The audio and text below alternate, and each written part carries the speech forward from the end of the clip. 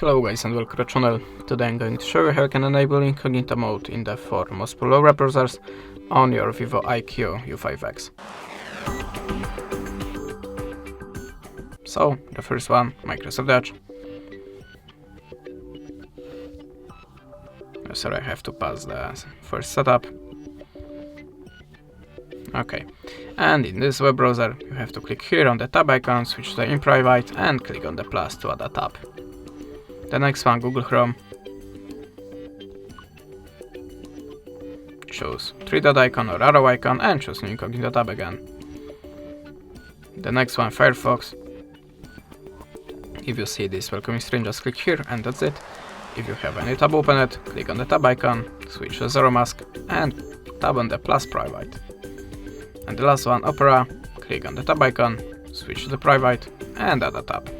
And now in the Incognito mode, your history, cookies files, even the words from the keyboard will be not saved. That's it. Thanks for watching. Leave us a subscribe, recommend, and goodbye.